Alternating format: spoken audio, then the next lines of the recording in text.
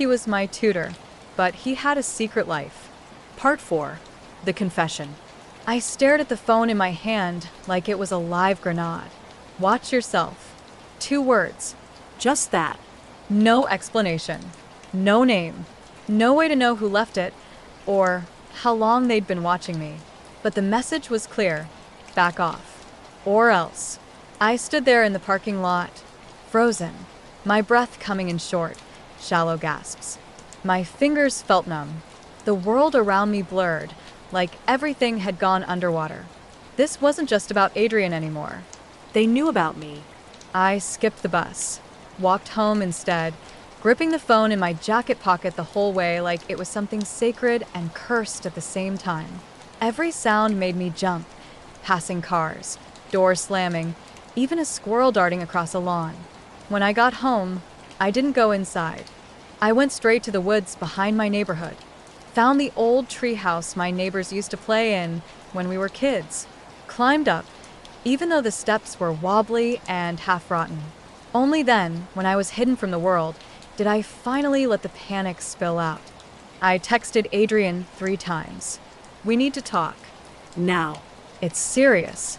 He didn't reply. I threw the phone across the wooden floorboards. It didn't break. I kind of wished it had. He showed up that night. I was still in the treehouse, hugging my knees, staring at the glow of the sunset through the gaps in the wood, when I heard the creak of the ladder below me. I didn't move. He climbed up in silence, sat across from me like it was any other day, like we were back at the library, solving equations instead of dodging threats from anonymous criminals. He looked at me, really looked at me. I got your texts, he said.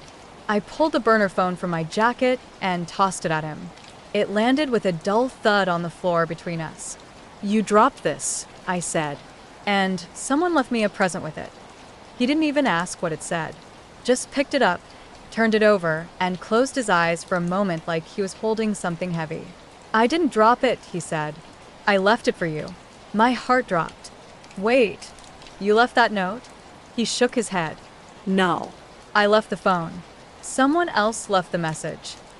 Why would you give me something that dangerous? I didn't think they'd get to you that fast, he said, his voice low, tight. I wanted you to see what I'm dealing with. I wanted you to understand. I swallowed hard. Well, I do now, and I hate it.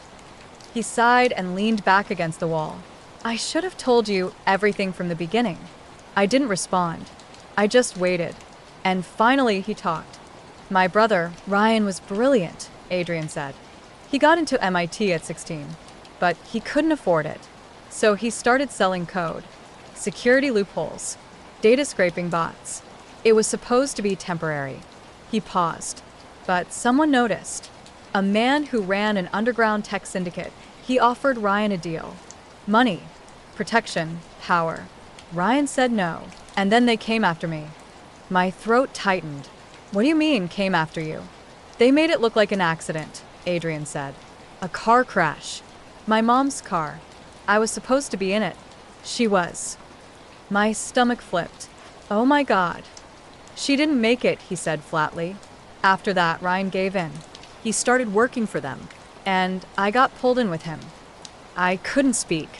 I couldn't even breathe. They use us like tools, he said. They tell us what to hack, what to steal, who to monitor. I built a network of data mules using fake accounts and rerouted servers. My job is to keep them invisible. And if you say no, I whispered. He looked at me. Then they come for someone else I care about. Silence hung between us, thick and heavy. I'm sorry, I finally said. About your mom. About all of this. He shook his head. You don't need to be sorry. You need to stay away from me. No. Casey. I said no. I snapped. You don't get to shut me out now. Not after dragging me into this world. He looked torn, half angry, half terrified.